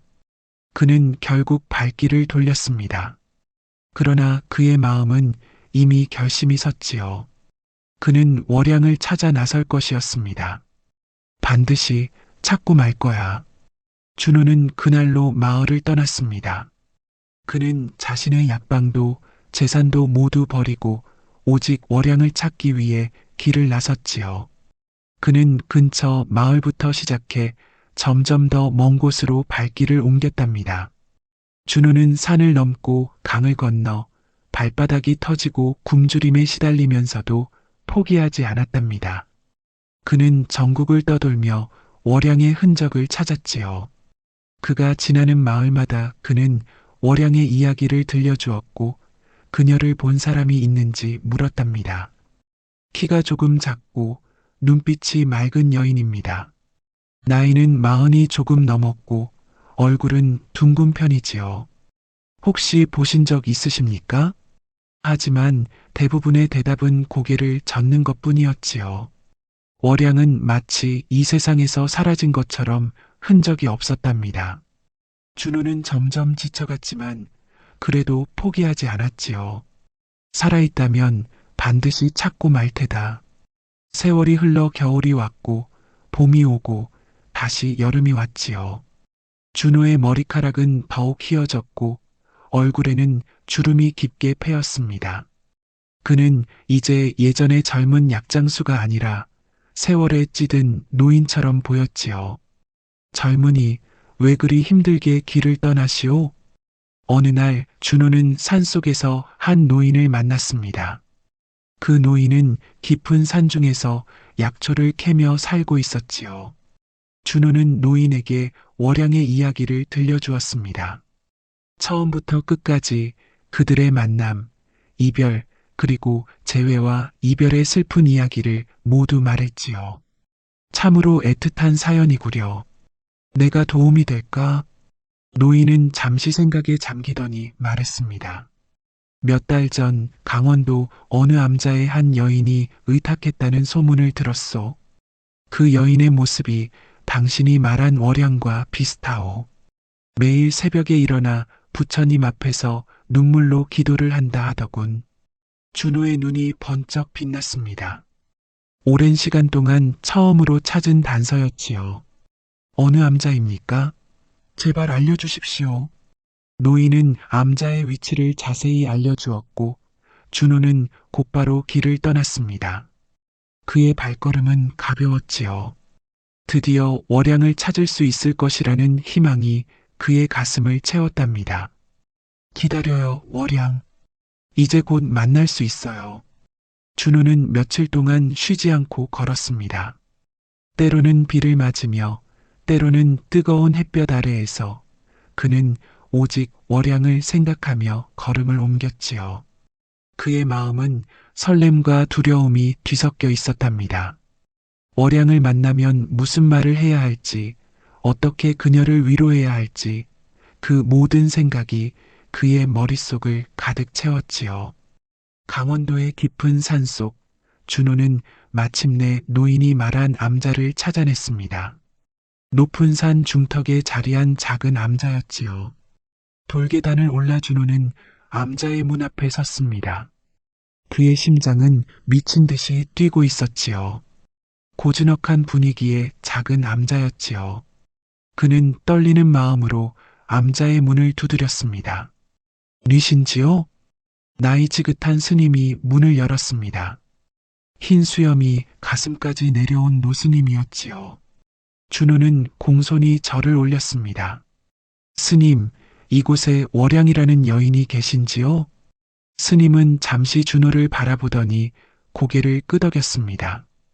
그의 눈에는 깊은 지혜가 담겨 있었지요. 그대가 준호인가 보구려. 월양이 말한 사람 같소? 준호의 심장이 빠르게 뛰었지요. 월양이 여기 있었던 것입니다. 그는 기쁨과 설렘으로 몸을 떨었답니다. 그녀가 제 이야기를 했습니까? 스님은 고개를 끄덕였습니다. 매일 밤 부처님 앞에서 그대를 위해 기도하였소. 그대의 안녕과 행복을 빌며. 준호의 눈에 눈물이 고였습니다. 그는 떨리는 목소리로 물었지요. 지금 뵐 수 있을까요? 스님은 준호를 암자 뒤편으로 안내했습니다. 작은 정원이 있었고 그곳에는 작은 연못과 샘이 있었지요. 저기 있소. 항상 저 샘가에서 물을 길어오지요. 준호는 스님이 가리킨 방향을 바라보았습니다. 그리고 그녀를 보았지요. 월양은 샘가에 앉아 물을 바라보고 있었습니다. 그녀의 머리카락은 조금 짧아졌고 얼굴은 더 창백해졌지만 그래도 변함없이 아름다웠지요. 그녀는 이제 승복을 입고 있었고 그 모습이 더욱 쓸쓸해 보였답니다. 월양아. 준호의 목소리에 월양은 고개를 들었습니다. 그녀의 눈이 커졌지요. 믿을 수 없다는 듯 그녀는 그 자리에 얼어붙었답니다. 물동이를 들고 있던 그녀의 손에서 힘이 빠져 물동이가 땅에 떨어졌지요.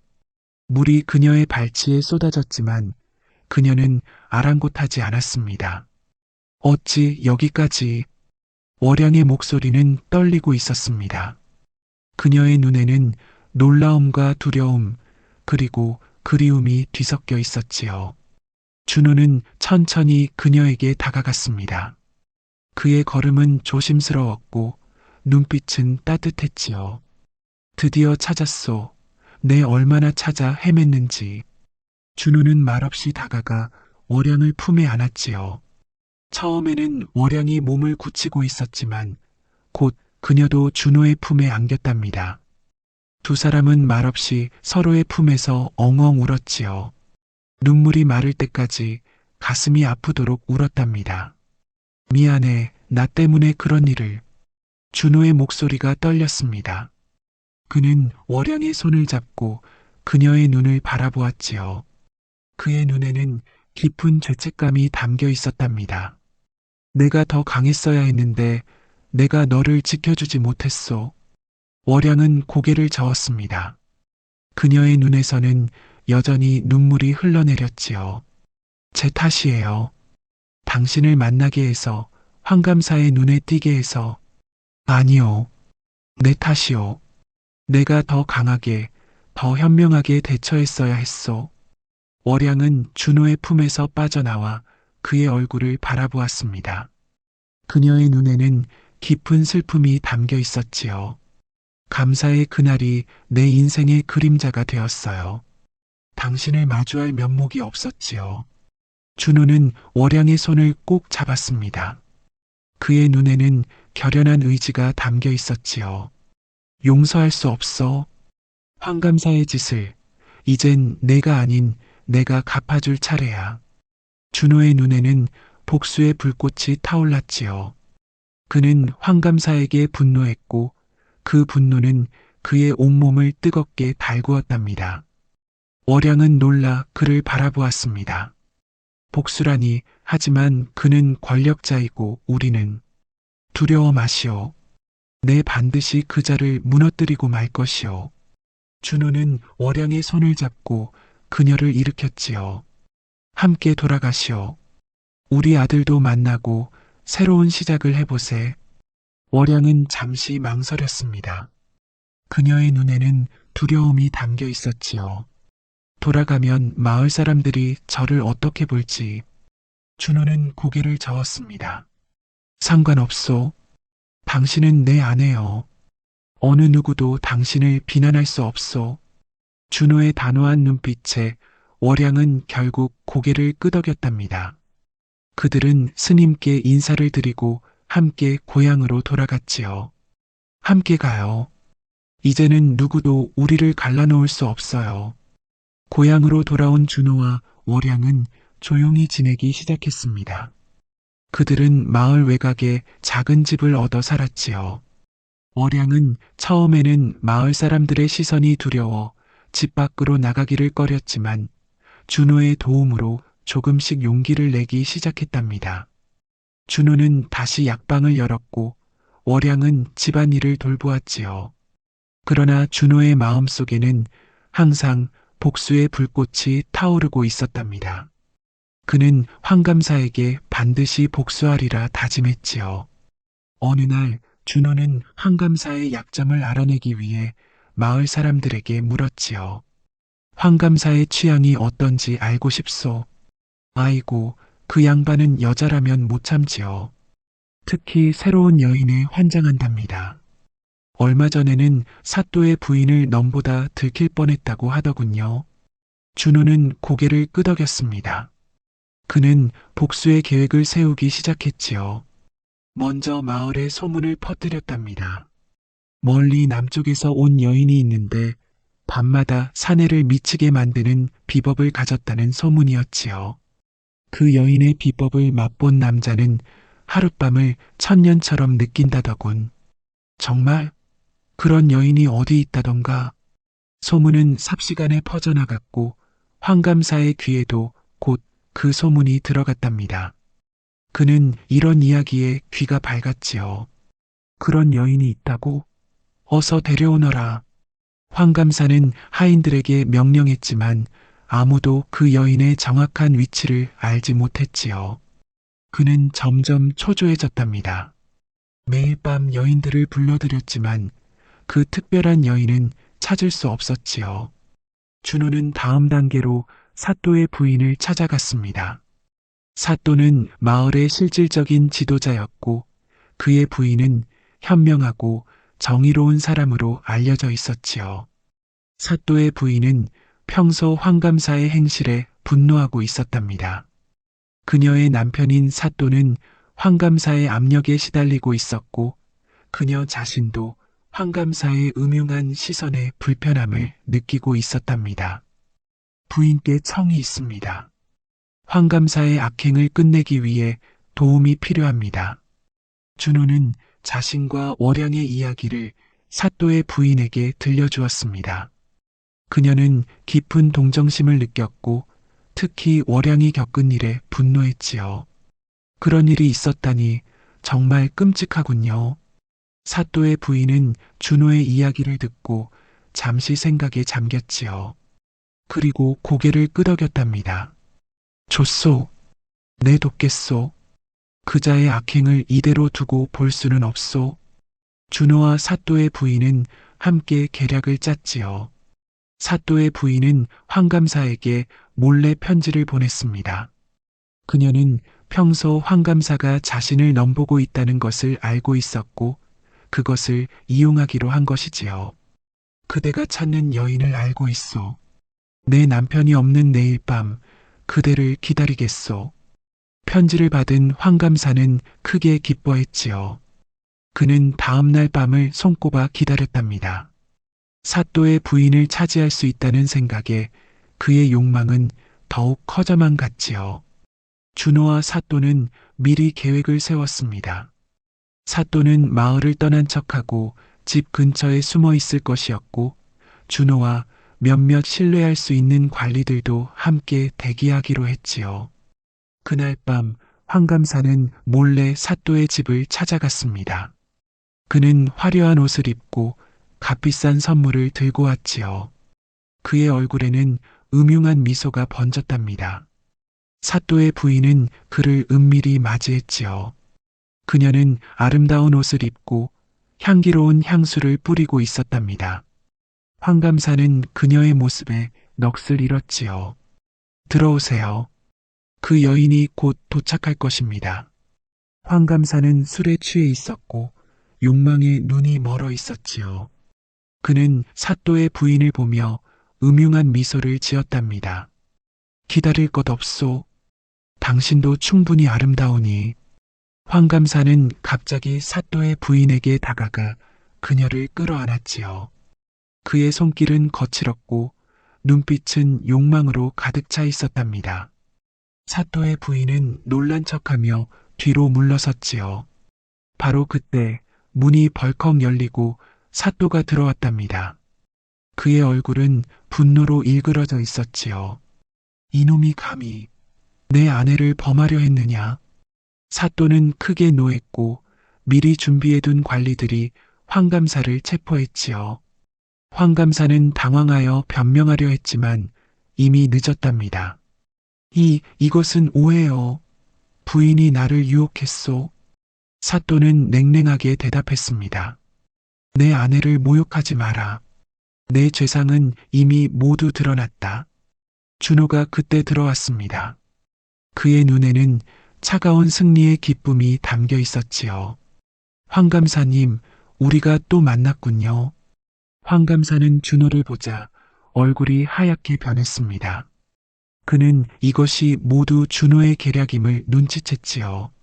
내 놈이 이 모든 것을 꾸몄구나. 준호는 차갑게 웃었습니다. 아니요. 감사님 스스로 자신의 무덤을 파신 것이요. 황감사는 그 자리에서 체포되었습니다. 그는 관직에서 파면되었고 곤장을 맞고 주리를 틀렸지요. 온갖 망신을 당한 끝에 그는 마을에서 추방되었답니다. 이제 그는 거지 신세가 되어 떠돌이 생활을 하게 되었지요. 사필귀정이로다. 악행은 반드시 그 대가를 치르는 법이지. 마을 사람들은 모두 기뻐했습니다. 황감사의 압제에서 벗어난 것이지요. 준호는 사또에게 깊이 감사의 뜻을 전했고 사또는 고개를 끄덕였답니다. 악인을 벌하는 것은 내 의무요. 이제 편히 살길 바라오. 준호는 월양에게 돌아가 모든 일을 말해주었습니다. 월양은 눈물을 흘리며 그를 끌어안았지요. 이제 정말 끝난 건가요? 그래요. 이제 우리는 새로운 시작을 할 수 있어요. 황감사가 마을에서 쫓겨난 후 평화가 찾아왔지요. 마을 사람들은 더 이상 그의 압제에 시달리지 않아도 되었고 새로운 감사가 부임하기 전까지 사또가 마을을 잘 다스렸답니다. 월양과 준호는 드디어 새로운 삶을 시작할 수 있게 되었지요. 그리고 어느 날 한양에서 과거를 마친 준호가 돌아왔답니다. 그는 어머니가 떠났다는 소식을 듣고 급히 고향으로 돌아온 것이었지요. 마을에 도착하자마자 그는 어머니의 집으로 달려갔답니다. 어머니, 제가 돌아왔습니다. 준호가 문을 열자 월양과 준호가 마주 앉아 있는 모습이 보였습니다. 월양은 아들을 보자 벌떡 일어나 그를 끌어안았지요. 준호야, 돌아왔구나. 준호는 어머니를 끌어안고 기쁨의 눈물을 흘렸답니다. 그리고 준호를 바라보았지요. 준호는 긴장한 얼굴로 준호를 바라보고 있었답니다. 이분은, 월양은 떨리는 목소리로 말했답니다. 준호야, 이분이 내 아버지시란다. 준호의 눈이 커졌습니다. 그는 믿을 수 없다는 듯 준호를 바라보았지요. 아버지라고요? 준호는 눈물을 머금고 고개를 끄덕였습니다. 그렇다, 내가 내 아버지다. 너를 찾지 못해 미안하구나. 준호는 잠시 침묵했지만 곧 준호에게 다가가 그를 껴안았지요. 기다렸습니다. 아버지, 어머니께서 항상 말씀하셨어요. 언젠가 아버지가 돌아오실 거라고. 준호는 기쁜 소식을 들고 왔습니다. 그가 과거에 급제한 것이지요. 월양은 아들을 껴안고 기쁨의 눈물을 흘렸답니다. 내가 자랑스럽구나, 내 아들. 준호도 눈물을 흘렸습니다. 그는 자신의 아들이 이렇게 훌륭하게 자란 것을 보며 가슴이 벅차올랐지요. 어머니의 덕분입니다. 어머니께서 저를 훌륭히 키워주셨어요. 세 사람은 함께 울었습니다. 20년의 세월을 뛰어넘어 드디어 하나가 된 가족이었지요. 그들은 밤새도록 이야기를 나누었답니다. 준호는 아버지에 대한 모든 것을 알고 싶어 했고, 준호는 자신의 이야기를 들려주었지요. 그리고 어느 봄날, 월양과 준호는 뒤늦은 혼례를 올렸답니다. 마을 사람들은 모두 축하해 주었지요. 처음에는 월양을 곱지 않은 시선으로 바라보던 사람들도 이제는 그녀의 희생과 정절을 이해하고 존중해 주었답니다. 준호는 아버지와 어머니의 혼례를 지켜보며 눈물을 흘렸답니다. 그는 새 관복을 입고 혼례를 지켜보았지요. 이제야 진정한 부부가 되었구나. 두 사람은 손을 맞잡고 행복한 눈물을 흘렸답니다. 월양은 여전히 가끔 악몽에 시달렸지만 준호의 따뜻한 품은 그녀의 상처를 조금씩 치유해 주었지요. 그는 밤마다 그녀를 안아주며 사랑의 말을 속삭였답니다. 사랑하오, 월양. 나도 당신을 사랑합니다, 준호 씨. 두 사람의 사랑은 20년의 세월과 온갖 시련을 이겨내고 더욱 깊어졌답니다. 준호는 밤마다 월양의 손을 잡고 이야기했지요. 사랑은 지키는 것이 아니라 함께 싸우는 것이더이다. 우리는 이제 어떤 시련도 이겨낼 수 있소. 월양은 미소를 지으며 고개를 끄덕였지요. 그날 밤 초당에서 처음 만났을 때부터 전 당신을 기다렸습니다. 이제는 정말 행복해요. 준호는 한양에서 벼슬을 얻어 가끔 고향을 찾아왔고, 준호는 마을에 약방을 열어 많은 사람을 도왔지요. 월양은 여전히 노란 국화를 가꾸며 평화로운 날들을 보냈답니다. 그들의 집 마당에는 항상 노란 국화가 피어 있었고 웃음소리가 끊이지 않았답니다. 마을 사람들은 그들을 존경했고 젊은이들은 그들의 사랑 이야기를 들으며 감동했지요. 세상에 이보다 더 큰 행복이 있을까요? 월양의 물음에 준호는 고개를 저었습니다. 없소. 당신과 함께하는 이 순간이 가장 행복하오. 세월이 흘러 두 사람의 머리카락은 하얗게 변했지만 그들의 사랑은 변함없이 깊었답니다. 준호는 여전히 매일 아침 월양을 위해 약차를 다렸고 월양은 매일 저녁 준호의 등을 두드려 주었지요. 그들은 서로를 바라보며 미소 짓는 것만으로도 행복했답니다. 어느 따뜻한 봄날 두 사람은 마당에 앉아 노란 국화를 바라보고 있었습니다. 나이가 들어 두 사람 모두 몸이 불편해졌지만 마음만은 여전히 젊었지요. 준호 씨, 기억나세요? 그날 밤 초당에서. 그럼요. 내 평생 잊을 수 없는 밤이었소. 그들은 손을 맞잡고 웃었습니다. 그들의 눈에는 여전히 사랑의 빛이 반짝였지요. 결국 사필기정이라 하였던가요? 욕망과 권력으로 타인을 짓밟은 자는 반드시 그 대가를 치르고 진실한 사랑과 정절은 어떤 시련도 이겨내는 법이라 하였사옵니다. 황감사는 추방된 후 거지 신세가 되어 마을을 떠돌았다 하지요. 몸은 병들고 정신은 흐려져 자신이 누구인지도 기억하지 못하게 되었다 합니다. 그렇게 그는 자신의 악행에 대한 대가를 치르며 생을 마감했다 하옵니다.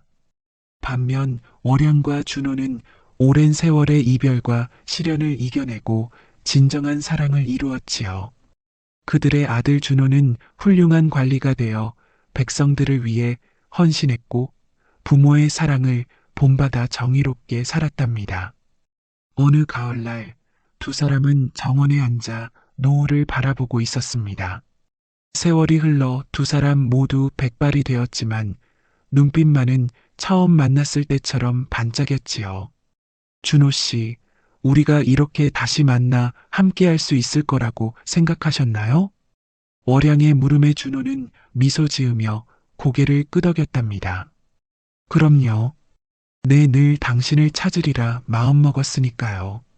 이 세상 어디에 있든 찾아내리라 다짐했답니다. 월양은 준호의 손을 꼭 잡았습니다. 그 손에는 세월의 주름이 깊게 패여 있었지만 따뜻함만은 변함없었지요. 감사합니다. 당신이 제게 다시 삶의 의미를 주었어요.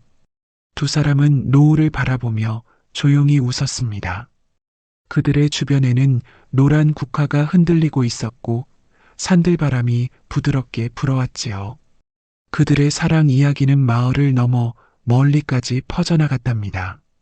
온갖 시련을 이겨내고 결국 하나가 된 두 사람의 이야기는 많은 이들에게 감동과 희망을 주었지요. 젊은이들은 그들의 이야기를 들으며 진정한 사랑의 의미를 배웠고 어른들은 그들의 인내와 희생을 존경했답니다. 우리 이야기가 후세에 전해질까요? 월양의 물음에 준호는 미소 지었습니다. 반드시 그렇게 될 것이오.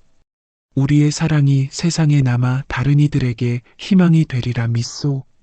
세월이 흘러 준호와 월양은 모두 하늘나라로 떠났지만 그들의 이야기는 마을 사람들의 입에서 입으로 전해졌지요. 그들이 심은 노란 국화는 해마다 피어났고 그 꽃을 보는 사람들은 두 사람의 사랑을 기억했답니다.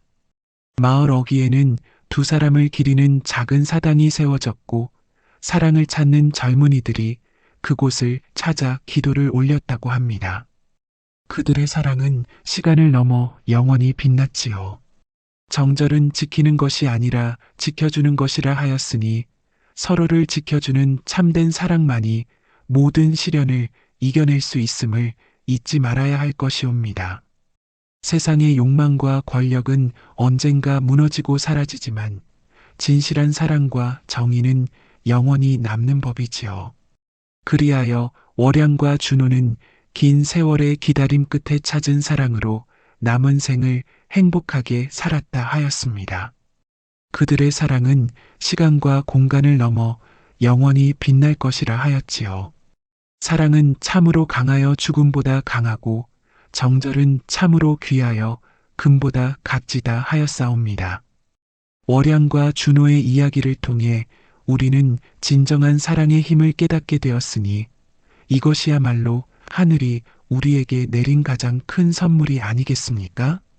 말을 마치는 노인의 눈에는 깊은 지혜가 담겨 있었고 그를 둘러싼 젊은이들의 눈에는 감동의 눈물이 고여 있었답니다. 이렇게 찬란한 여름밤, 초당집 여인과 땀에 젖은 약장수의 이야기는 오늘도 계속 전해지고 있답니다. 그리고 그 이야기는 우리에게 사랑의 참된 의미와 인내의 가치를 일깨워 주지요. 사랑하는 이여, 당신의 마음에도 노란 국화가 피어나길 바라옵니다. 그리고 그 꽃이 영원히 시들지 않기를 바라는 바이옵니다.